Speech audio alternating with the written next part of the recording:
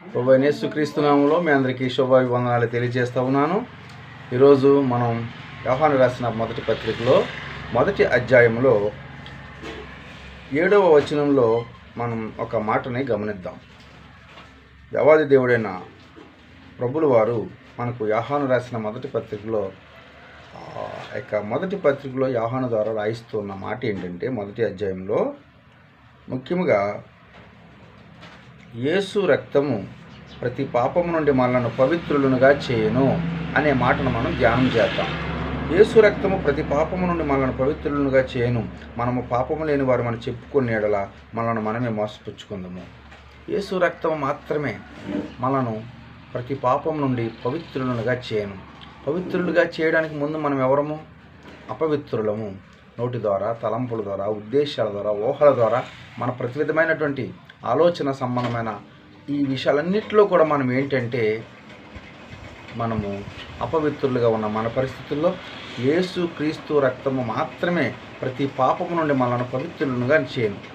మనం పాపము చేయలేను, లేదా మనలో పాపమే లేదు, మనలో అసలు ఏ పాపము లేదు అని మనం చెప్పుకుంటే కనుక మనల్ని మించిన అబద్ధికులు ఇంకెవరు కూడా ఉండరని నేను లేఖనం ద్వారా కూడా మీకు తెలియపరుస్తూ ఉన్నాను. ఎందుకంటే యేసు రక్తం ప్రతి పాపం నుండి మనల్ని పవిత్రులుగా చేయను. అదేవిధంగా మనం పాపం లేని వారు మనం చెప్పుకునేట్లా మనల్ని మనమే మోసపుచ్చుకుంటాం.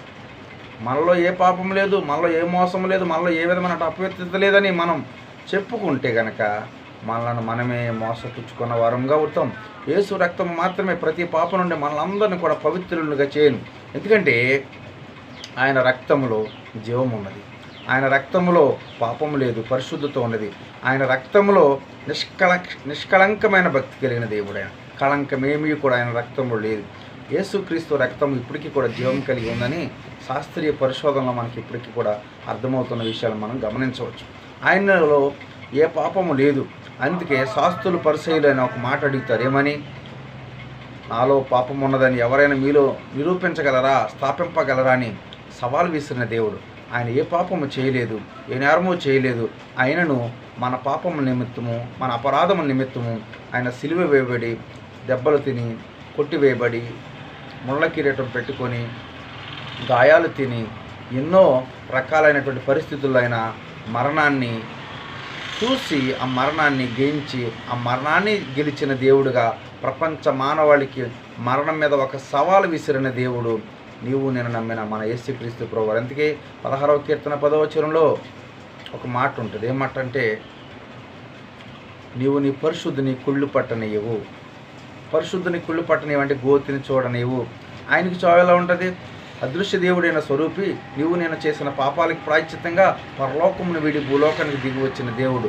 అంత గొప్ప దేవుడు నీవు నేను కలిగి ఉన్నందుకు ఎంతో వందనస్తులమై ఉన్నాం, ఎంతో భాగ్యవస్తులమై ఉన్నాం. ఎందుకంటే యేసు రక్తము ప్రతి పాపం నుండి మనల్ని పవిత్రులుగా చేయను.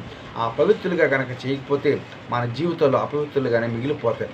అపవిత్రులుగా మిగిలిపోతే నరకానికి మనం వారసులమైపోతాం. కాబట్టి ఆయన ఉద్దేశం, చిత్తం మొత్తం నెరవేర్చడానికి లోకా రాసిన సువార్త 19వ అధ్యాయం 15వ వచనంలో చాలా స్పష్టంగా మాట్లాడతారు.